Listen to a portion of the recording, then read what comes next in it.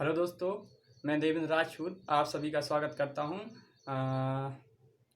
तो आज के लेक्चर में हम पढ़ेंगे भारत की नागरिकता। तो भारत की नागरिकता हमारे भारतीय संविधान के भाग 2 में है। तो इसमें हम जानेंगे कि नागरिकता की क्या आवश्यकता होती है। ठीक है। तो चलिए दोस्तों, हम पहले तो ये जान लेते हैं नागरिकता आखिरकार होती क्या है। तो नागरिकता होती क्या है वो जान लेते हैं। तो देखो, हमारा क्या हो, कोई भी देश हो, ठीक है, क्या होता है देश। तो देश में क्या होती है, जनसंख्या। जनसंख्या। तो जनसंख्या जो होती है,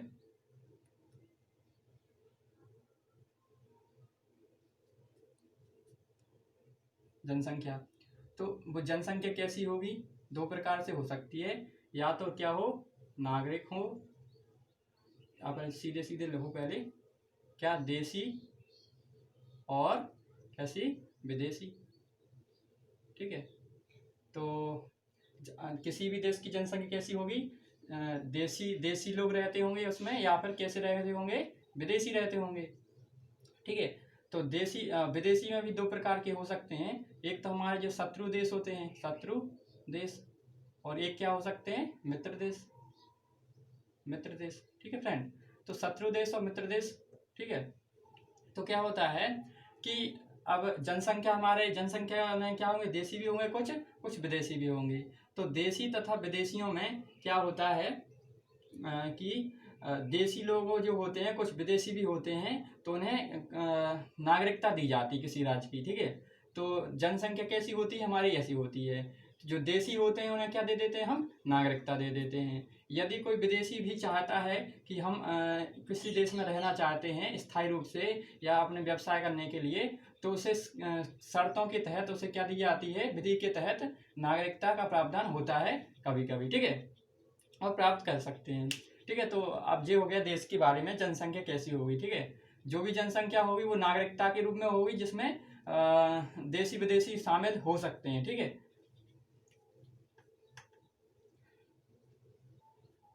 तो नागरिकता क्या करती है, नागरिकता, नेशनलिटी या सिटीजनशिप बोल देते हैं। तो नागरिकता क्या होती है, व्यक्ति तथा राष्ट्र, व्यक्ति तथा राष्ट्रों में क्या करती है, एक दूसरे को जोड़ती है। क्या करती है, नागरिकता जोड़ने का कार्य करती है। कि व्यक्ति और तथा राष्ट्र में या राष्ट्र राज्य में या राज्य में या देश में, जिसे सीधा सीधे लिख दें हम, देश में। ठीक है। तो व्यक्ति तथा देश में क्या होता है, नागरिकता के बारे में कुछ क्या होते हैं प्रावधान। मतलब व्यक्ति और राज्य के मध्य नागरिकता तभी बोलेंगे जब इनके बीच क्या होगा, इसे वैधानिकता प्राप्त होगी। इसे क्या होगी, वैधानिकता प्राप्त होगी। यदि ये दोस्तों व्यक्ति को वैधानिकता प्राप्त हो इस राष्ट्र के द्वारा या देश के द्वारा, तो ही हम बोलेंगे क्या है उसमें, उसे प्राप्त नागरिकता है। ठीक है।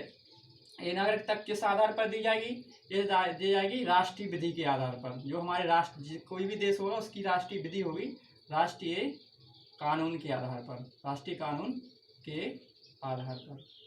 ठीक है फ्रेंड। तो हमने देखा कि नागरिकता क्या होती है, व्यक्ति तथा राष्ट्र में क्या करती है, वैधानिकता को सुनिश्चित करती है, जो कि उस देश की राष्ट्रीय कानून के आधार पर दी जाती है। तो नागरिकता के द्वारा व्यक्ति क्या होता है, लीगल रूप से प्रमाणित हो जाता है। ठीक है। तो राष्ट्र और राज्य में, तो ये समझ में आ गया होगा व्यक्ति और राष्ट्र में क्या संबंध होता है नागरिकता का। ठीक है। अब देखो इसमें क्या होते हैं, दोनों के कर्तव्य होंगे, कुछ व्यक्ति के कर्तव्य होंगे, कुछ राष्ट्र राज्य के। तो इसमें क्या होगा, देश जो क्या है व्यक्ति के लिए क्या देगा, सुरक्षा देगा। ये क्या देगा, सुरक्षा देगा। ठीक है। इसे क्या देगा, इसे भौतिक सुख सुविधाएं देगा, भौतिक सुख सुविधाएं मुहैया कराएगा। ठीक है। कौन, देश व्यक्ति के लिए। लेकिन व्यक्ति क्या करेगा, व्यक्ति भी राष्ट्र के प्रति क्या होगा, कुछ जैसे कि ये क्या करेगा, इसके मतलब संपत्ति की रक्षा करेगा और इसकी एकता अखंडता को बनाए रखेगा। ठीक है। व्यक्ति हमेशा क्या करेगा, एकता तथा अखंडता को बनाए रखने की क्या करेगा, कोशिश करेगा। यदि ये विदेश में जाता है तो विदेश में भी क्या करेगा व्यक्ति, राष्ट्र के लिए हमेशा क्या करेगा, राष्ट्रीय हित में काम करेगा। ये क्या करेगा, राष्ट्रीय हित में कार्य करेगा। ठीक है, तो ये होंगे मतलब व्यक्ति के राष्ट्र के प्रति कुछ कर्तव्य भी होंगे। जैसे कुछ क्या होंगे, कर्तव्य होंगे। कर्तव्यों में जैसे तुम जानते हो कि भारतीय संविधान के भाग 4 का में हमारा 4 का है जो पार्ट 4 में, ठीक है, पार्ट 4 में, तो उसमें क्या है 51 का, तो उसमें मौलिक कर्तव्य बताए गए हैं। तो मौलिक कर्तव्य क्या होगा, व्यक्ति राष्ट्र के प्रति क्या करेगा, निभाएगा। तो इस तरीके से क्या बनता है, उनमें संबंध रखता है व्यक्ति और राष्ट्र या देश में। ठीक है, तो ये आपको समझ में आ गया होगा नागरिकता क्या। तो नागरिकता अगर नहीं होगी तो व्यक्ति के लिए ये सुविधाएं नहीं मिलेंगी, और व्यक्ति के लिए सुविधा नहीं मिलेंगी तो व्यक्ति अपना विकास नहीं कर पाएगा, और व्यक्ति यदि ये सुविधाएं नहीं निभाएगा तो राष्ट्र राज्य की संकल्पना खत्म हो जाएगी। ठीक है, तो इसीलिए क्या होती है, नागरिकता जरूरी होती है। अब दोस्तों मैं तुम्हें एक वाक्य बताता हूँ जिसमें क्या होता है, हमेशा चर्चा का विषय होता है। जैसे कि तुमने मध्य एशिया का कंट्री सुना होगा, जो कि हम कहें एशिया के, जैसे फिलिस्तीन का नाम सुना होगा आपने। तो फिलिस्तीन लोग वहाँ पर क्रांति भी कर देते हैं नागरिकता को प्राप्त करने, क्योंकि वहाँ पर इजरायलों द्वारा वहाँ प्रताड़ित किया जाता है। ठीक है, तो वो क्या करते हैं हमेशा, अगर उन्हें ऐसा कह दिया जाए कि चलो दोस्तों क्रांति करते हैं, एक सशक्त क्रांति, और तुम्हें नागरिकता दे दी जाएगी, तो ऐसे में वो तैयार भी रहते। तुमने सुना होगा फ्रांस में क्या था, फ्रांस में भी सबसे पहले आंदोलन किए गए थे नागरिकता को प्राप्त करने, क्योंकि वहाँ पर क्या थे, फ्रांस की जो गवर्नेंस, वहाँ राजतंत्र हुआ करता था लुईस 14वां जो शासन था उसके कार्यकाल में। ठीक है, तो उसे समाप्त करने के लिए क्रांति की लोगों ने और नागरिकता प्राप्त की। ठीक है, नागरिकता के द्वारा क्या होता है, लोगों को मत देने का अधिकार होता है। ठीक है, तो मैं अपने भारतीय संविधान में जो है नागरिकता के बारे में, कि नागरिक तथा विदेशी लोगों को मतलब जो विदेशी होंगे और जो हमारे देश में रह रहे होंगे, देखो हमारे देश में विदेशी भी रहते हैं और भारत के नागरिक रहते हैं। तो जो विदेशी हैं और जो नागरिक हैं देश के, तो नागरिक और देश में क्या अंतर है, तो हम ये भी जान लेते हैं। ठीक है, तो ये है कि यदि जो हमारा देश है भारत, मतलब भारत क्या करेगा, नागरिकों को क्या देगा, कुछ चीज़ें देगा, और जो विदेशी हैं उन्हें क्या नहीं देगा। ठीक है, ये समझ लेते हैं। तो भारत के जो नागरिक हैं उन्हें क्या देगा, एक तो देगा इसे क्या देगा, राजनीतिक अधिकार, सारे राजनीतिक अधिकार। अब राजनीतिक अधिकार में ऐसा होगा जैसे कि जो राष्ट्रपति का पद है तो उसके लिए जैसे 58(3) का कहता है। ठीक है, 1 का कहता है, सॉरी।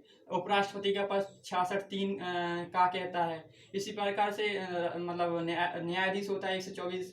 ठीक है, तो उसमें क्या होता है, इन पदों पर राजनीतिक पूरे जो पद होते हैं, चाहे राजनीतिक हो चाहे वो, तो जो सारे अधिकार क्या होते हैं, भारतीय नागरिक को प्राप्त होते हैं। मतलब ये सिविल सेवा में भी चुन सकता है, सिविल सेवा को भी दे सकता है और ज्वाइन कर सकता है। राजनीतिक अधिकार भी हैं इसके पास। और क्या है इसके पास, जैसे आर्टिकल मैं लिख देता हूँ। ठीक है, आर्टिकल जैसे तुमने सुना होगा आर्टिकल 15। आर्टिकल 15 में क्या है, लिंग, धर्म, जाति, ठीक है, जन्म स्थान के आधार पर कोई भेदभाव नहीं किया जाएगा किसी के आधार, इनके आधार पर। जैसे धर्म देखो, लिंग, जाति, जन्म स्थान, ठीक है, ये धर्म, ये जो मानक है इनके आधार पर क्या होगा, भेदभाव नहीं किया जाएगा। 16 में क्या है, आर्टिकल 16 में लोक नियोजन के संबंध में नागरिकों के साथ क्या होगा, भेदभाव नहीं किया जाएगा, विदेशियों को ये प्राप्त नहीं है।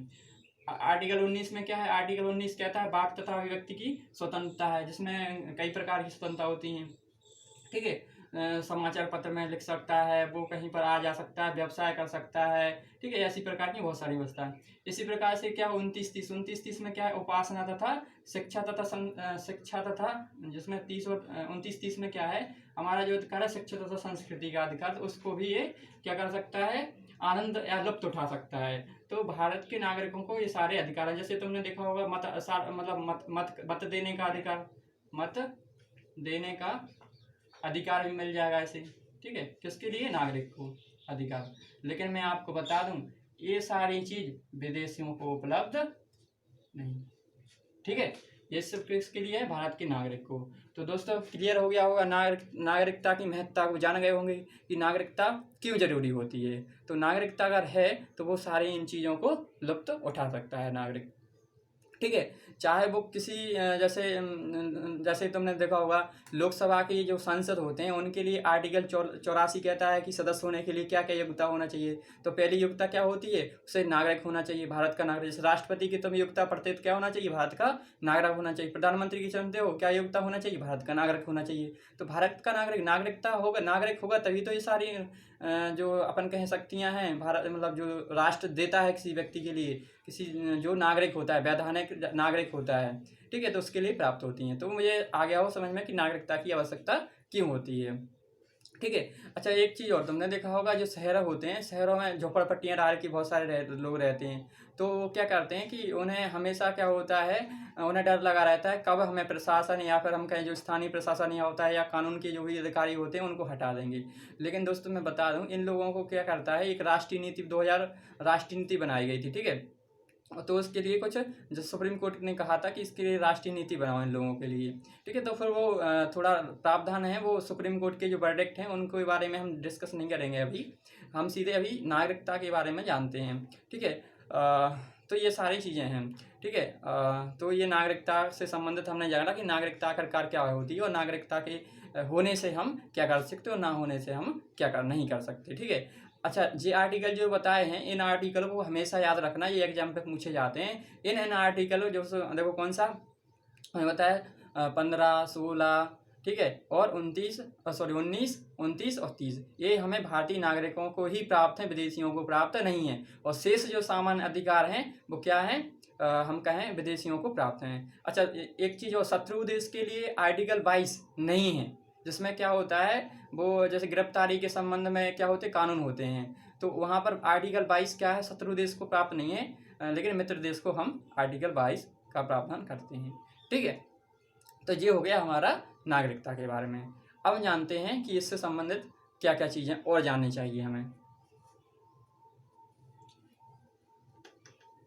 ये तो हो गई थोड़ी सी समझ वाली बात। अब जान लेते हैं जो भारत की नागरिकता है वो हमारे भारतीय संविधान के भाग किस में है, भाग 2 में है।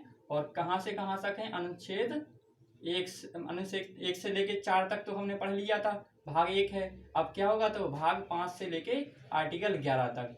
तो आर्टिकल 11 तक के जो प्रावधान है वो किससे संबंधित है, भारत की नागरिकता के लिए। अच्छा, भारत की नागरिकता के लिए हमारे भारतीय संविधान में ज़्यादा कुछ नहीं कहा गया है, सिर्फ इतना कहा गया है कि जो भारत की संसद होगी वो क्या करेगी, वो आर्टिकल अनुच्छेद 11 के तहत क्या कर सकती है, नागरिकता संबंधी कानून बना सकती है। तो इसी शक्ति का उपयोग करते हुए संसद ने क्या किया था, वर्ष 1955 में क्या करती है, भारतीय नागरिकता अधिनियम, भारतीय नागरिकता अधिनियम 1955 को बनाया, 1955 को बनाया। तो मैंने बताया संसद के पास क्या है, आर्टिकल 11 के तहत क्या है, शक्ति है कि वो नागरिकता से संबंधित क्या करे, कानून बनाए। और इन्हीं कानूनों के द्वारा वो किसी विदेशी को नागरिक कैसे देगा या कैसे लेगा, इसके बारे में भी गिवन एंड टेक के बारे में बताया गया है।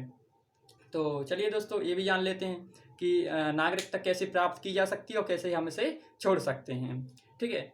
तो संसद ही क्या करेगी, भारतीय जो संसद ने क्या बनाया था, जो कानून बनाया था 1955 का, तो उसी के तहत ये बातें कही गई हैं। क्या क्या बातें कही गई ये भी देख लेते हैं। तो संसद ने क्या बनाया 1955 में, भारतीय नागरिकता अधिनियम कब, 1955। तो 1955 में संसद ने क्या बनाया था, ये संसद ने ये क्या बनाया था, कानून बनाया था। इसी कानून में कहा गया था कि कोई नागरिकता ले कैसे सकता है और त्याग मतलब छोड़ कैसे सकता है। तो नागरिकता ग्रहण करने के तरीके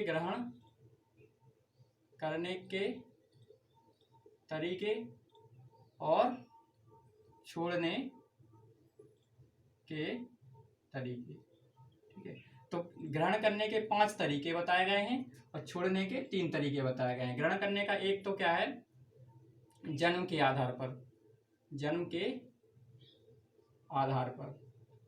ठीक है।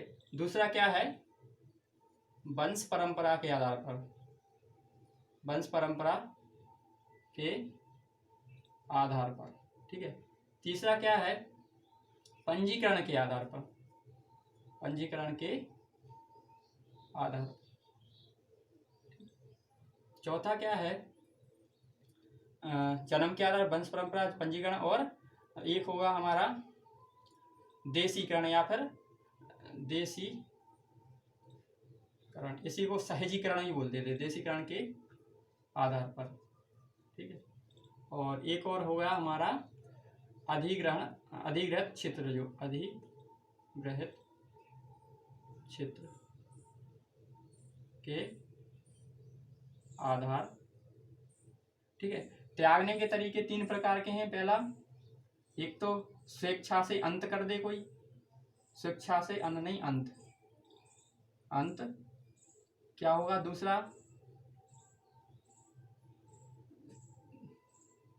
अंत हो गया, ठीक है।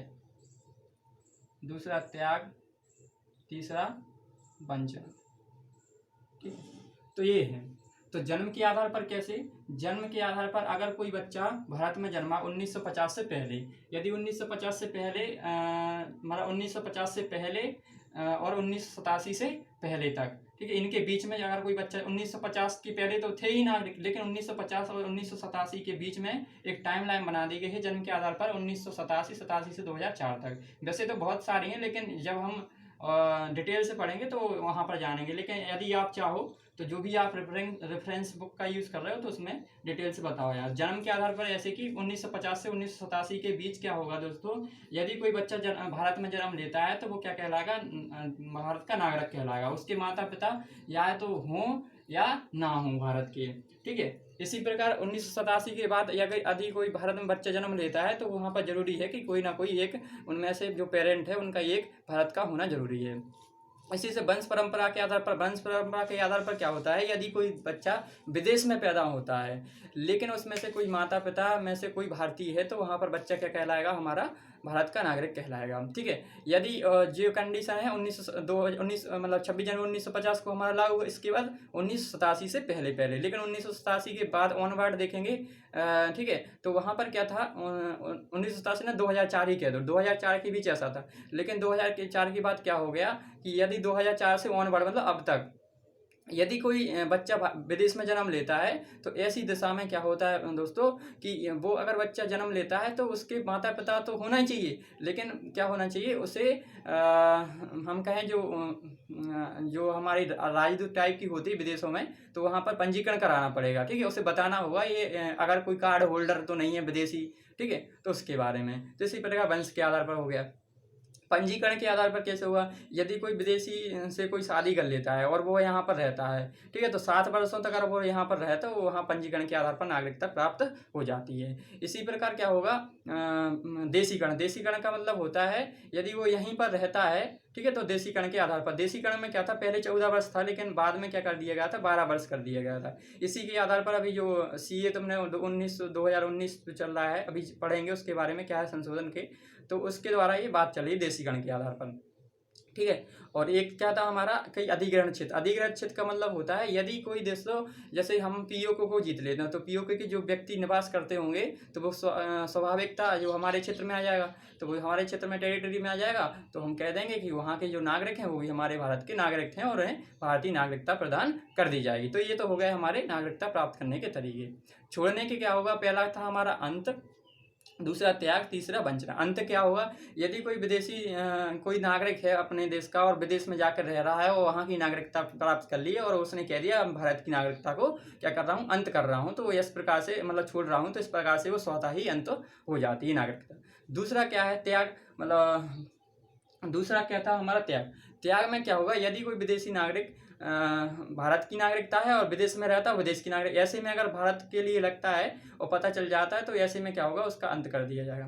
वंचना का क्या होगा, यदि कोई इलीगल रूप से भी भारत का मतलब भारत का व्यक्ति विदेश की नागरिकता ग्रहण कर लेता है या नहीं करता, इलीगल होगा तो उसकी नागरिकता को हटा दिया जाएगा। विदेशी नागरिकता ग्रहण कर ली और यहाँ पर इलीगल रूप से कुछ कार्य मतलब नागरिकता ग्रहण की हुई है तो उसे क्या करते हैं, वंचन कर रहे हैं, उसे हटा देंगे, इसलिए वंचना के आधार पर। तो दोस्तों याद कर लेना कि कौन सी तरीके से ले सकते हैं उस तरीके से छोड़ सकते हैं। तो मैं फास्टली इसलिए बता रहा हूँ कि हमारा वीडियो थोड़ा बड़ा ना हो, ठीक है।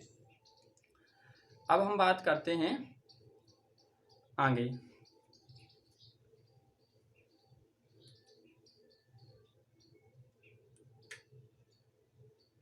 ठीक है, तो भारतीय नागरिकता अधिनियम 1955 है जो हमारा भारतीय नागरिकता अधिनियम 1955। तो इसमें समय समय पर क्या हुआ, संशोधन हुए। जैसे संशोधन 1986 में पहला एकदम बार हुआ था संविधान मतलब भारतीय नागरिकता संशोधन अधिनियम, तो इसे लिखेंगे हम भारतीय नागरिकता संशोधन अधिनियम, ठीक है। जैसे 1986, फिर 1992 में हुआ, ठीक है, इसी प्रकार से। फिर तुम देखोगे 2003 में हुआ, फिर 2005 में हुआ, ठीक है। फिर तुमने देखा होगा 2015 में हुआ, फिर 2016 में विधेयक आया। 2016 का क्या था, विधेयक, लेकिन ये कोलैप्स हो गया, मतलब हट गया था, ठीक है विधेयक। फिर 2019 में क्या आया, 2019 में फिर आया ये, ठीक है। तो इस प्रकार से क्या देखे हमने, ये भारतीय जो है कि हम कहें कि बात किस तरीके से मतलब इसकी जनरी चाहिए इस कानून की। तो भारतीय नागरिकता अधिनियम क्या है, समय दर समय संशोधन होता गया, उसमें कुछ प्रावधान जोड़े गए, ठीक है। तो दोस्तों ये रहा हमारा भारतीय नागरिकता का। इसमें थोड़ी सी बातें और जान लेते हैं, ठीक है। अब पढ़ रहे हैं तो थोड़ा सा और पढ़ लेते हैं। पढ़ने को तो हम लगातार 2 घंटे ही पढ़ लेंगे, ठीक है, लेकिन हम क्या है छोटे से समय में सारी चीज़ों को एक समझ विकसित करने के लिए ऐसा कर रहे हैं, ठीक है। तो यहाँ पर समझने के लिए 2003 का संविधान संशोधन अधिनियम देखते हैं, ठीक है, 2003 का। तो 2003 के बाद के क्या था, यहाँ पर क्या था, जो विदेशी नागरिक हैं उनके लिए नागरिकता देने के लिए क्या किया था भारत सरकार ने, PIOs मतलब पर्सन्स ऑफ इंडियंस ओवरसीज, ठीक है, PIOs बना दिया था। मतलब भारतीय पर्सन्स इंडियंस ओवरसीज मतलब समुद्र पारी भारतीय नागरिक, ठीक है। तो ये बना दिया गया था। इसके में क्या कहा गया था PIOs में कि जो भी भारत का नागरिक है, मतलब भारत की नागरिकता लेना चाह मतलब PIOs जो है भारत में रह सकता है, लेकिन उसे 6 महीने में क्या होना चाहिए, और विदेशी ये क्या है, विदेशियों के लिए व्यवस्था की गई थी, विदेशियों के लिए, ठीक है, विदेशियों के लिए व्यवस्था की गई थी। यदि विदेशी कोई भारत में आना चाहता है तो PIOs कार्ड बनवा ले, इस तरीके से वो क्या करे, भारत में आ जा सकता है, ठीक है। 6 महीने तक क्या करेगा, वो अपने जो नज़दीकी पुलिस स्टेशन होगा उसमें वो अपनी एंट्री भी कराएगा, ठीक है, हाजिरी देगा। 2003 में मुख्य प्रावधान ये गया था, ठीक है। इसी प्रकार 2005 में क्या हुआ था, 2000 PIOs से बदल के क्या बन गया था, OCIs बन गया था, OCIs overseas citizenships of India, मतलब समुद्र पारीय नागरिकता, ठीक है, भारतीय नागरिकता। तो ओवरसीज बना दिया गया था, ओवरसीज 2005। इसमें क्या था, इसमें जो रिस्ट्रिक्शन थे उसमें थोड़ा सा शिथिलीकरण कर दिया गया था 2005 में, ठीक है। तो उसमें शिथिलीकरण जैसे कि जो थाने में जाते थे हर 6 महीने में तो नहीं जाना पड़ेगा, ठीक है। इनके लिए आरक्षण भी था शिक्षा संस्थानों में, ठीक है। ऐसा कर क्यों रहे थे, ऐसा इसलिए क्योंकि विदेशी से क्या होता है हमारे यहाँ मतलब FDI आता है, प्रत्यक्ष विदेशी निवेश। प्रत्यक्ष विदेशी निवेश से क्या होता है, हमारा उत्पादन बढ़ता है, उत्पादन बढ़ता है तो हमारी क्या होगी, देश की अर्थव्यवस्था को गति मिलती है, अर्थव्यवस्था को गति मिलती है, उत्पादन होता है, वस्तुओं का सृजन हो जाता है। इस प्रकार से हमारी जो अर्थव्यवस्था है उसमें क्या होता है, सरप्लस जनरेट होता है, सरप्लस जनरेट होता है तो निर्यात बढ़ता है, निर्यात बढ़ता है तो हमारा विदेशी मुद्रा भंडार बढ़ता है, विदेशी मुद्रा भंडार बढ़ता है तो हमारी क्या होता है, भुगतान संतुलन हमारे फेवर में आ जाता है, ठीक है। ये थोड़ा इकोनॉमी का कंसेप्ट थोड़ा सा मैंने बताया, लेकिन खैर हम तो अभी नागरिकता पढ़ रहे हैं। तो वो OIC आया था, ठीक है। फिर 2000 किसमें 2015 में क्या कर दिया, संशोधन करके इसमें बना दिया, दोनों को मर्ज कर दिया गया। नहीं, पहले 2015 में क्या हुआ दोस्तों कि एक कार्ड बना दिया गया था, OIC CH, ठीक है। Overseas Indian citizenships card holders, ठीक है, कार्ड होल्डर्स 2015 में, 2015 में जो प्रधानमंत्री नरेंद्र मोदी जब बने 2014 के बाद, तो विदेशों में गए तो उन्होंने कहा, जो भारतीय नागरिक रहते थे, कि चलो दोस्तों ये तो तुम्हारा ही देश है, इसमें इन्वेस्ट करो, हमारे देश में, हमारे देश के विकास में क्या करो, सहयोग करो। तो ऐसे जो भारतीय नागरिक थे, तो उन्होंने क्या किया, विदेशियों को संपर्क में लाया कि टेंशन मत लो, हमें चलो, हमारे साथ चलो, इंडिया चलते हैं, वहाँ पर अपन कारोबार को लगाते हैं, बढ़ाते हैं। तो ऐसे करने के लिए उन्होंने कहा, तो हमारे पास तो नागरिकता ही नहीं है, तो उन्होंने कहा टेंशन मत लो, हम तुम्हें कार्ड बनवा देते हैं। कार्ड बनवा दिया उन्होंने, कौन सा, ये मोदी द्वारा, ठीक है। तो संशोधन भारतीय नागरिकता संशोधन अधिनियम 2015 में संशोधन द्वारा ये कार्ड बना दिया गया। तो इस कार्ड के द्वारा क्या हो गया दोस्तों, कि वो यहाँ पर अपने कार्यों को अंजाम देने लगे। किस दिशा में, सकारात्मक दिशा में। ऐसा नहीं होना चाहिए कि जो यहाँ ये आतंकवाद फैला रहे हैं हमारे, नहीं, इस सकारात्मक दिशा की ओर, ठीक है। और अभी 2019 में क्या था, 2019 की ओर थोड़ा सा मैं बता दूं। 2019 का नागरिकता संशोधन अधिनियम 2019 था, उसमें क्या है, उसमें मेन प्रावधान जो है 2019, तो एक चीज़ बता दूं, 2016 का था, उसमें भी जो थे, अच्छा ये OIC कार्ड थे, किसके, बांग्लादेश और पाकिस्तान को छोड़ सब जो पड़ोसी देश है, नेपाल है, भूटान है, बांग्लादेश, वो श्रीलंका है, ठीक है, इन देशों के लिए तो हम क्या थे, हमारे यहाँ OIC कार्ड दे सकते थे, ठीक है। पाकिस्तान और बांग्लादेश के लिए ऐसा कुछ नहीं था, ठीक है। और चीज़ बता दूं मैं आपके लिए, हाँ, 2016 में क्या था, कि जो धार्मिक आधार पर जो उत्पीड़ित लोग थे, उनके लिए नागरिकता देने के लिए जो अल्पसंख्यक थे, जैसे मुस्लिम अल्पसंख्यक छोड़ो, जो अल्पसंख्यक सिख हो, ईसाई हो, हिंदू हो, क्रिश्चियन हो, ठीक है, इस प्रकार से जो 6 धर्म के थे, बस किसको छोड़ के, हिंदू को छोड़ के, वो सॉरी, मतलब मुस्लिम को छोड़ के, तो मुस्लिम को छोड़ के बकाया जो शेष जो धर्म के लोग थे, जो मतलब धार्मिक आधार पर उत्पीड़ित हो रहे थे, उनके लिए क्या था, 2016 में ही बात कही गई थी। लेकिन 2019 में क्या कर दिया, उसे अंजाम देते हुए जो नागरिक है उन्हें देशीकरण का जो मैंने बताया था, उसी के आधार पर, जो कि 2014 से 2020 के बीच जो होंगे, 19 के बीच होंगे, तो 2014 से पहले के और 2019 तक, तो उनके लिए क्या करेंगे, नागरिकता देने की बात की गई है, ठीक है। इसके कुछ पॉजिटिव भी हैं, कुछ नहीं। पॉजिटिव क्या है, कि इसके द्वारा जो गैर प्रवासी लोग हैं, तो उनकी पहचान हो पाएगी। जो बांग्लादेश है, पाकिस्तान है, इनसे क्या है, हमेशा आते जाते रहते थे, जैसे आतंकवादी गतिविधियाँ बढ़ती थी, तो रोक लगेगी। लेकिन नेगेटिव क्या है, कि हमारी धर्मनिरपेक्षता की पर क्या उठाएगा, सवाल उठेगा। यदि हमारी जो प्रस्तावना में पंथ निरपेक्षता की बात है, तो पंथ निरपेक्षता पर कैसे, क्योंकि हम मुस्लिम क्यों नहीं दे रहे, क्योंकि हम तो पंथ निरपेक्ष हैं, हम किसी के लिए नहीं करते, तो इन धर्मों के लिए क्यों कर रहे हैं, मुस्लिमों के लिए क्यों नहीं कर रहे, वो क्या हमारे दुश्मन है। ऐसी कंडीशन में दोस्तों, यहाँ पर कुछ पॉजिटिव है, कुछ नेगेटिव है। इसे तो ये हुआ हमारा भारतीय संविधान के जो भारतीय संविधान भाग 2 है, नागरिकता के संबंध में कुछ महत्वपूर्ण बातें, ठीक है दोस्तों। अच्छा, जिसने मेरे चैनल को सब्सक्राइब नहीं किया हो, तो सब्सक्राइब कर लें, शेयर और लाइक करना ना भूलें, ठीक है दोस्तों। Okay, all the best.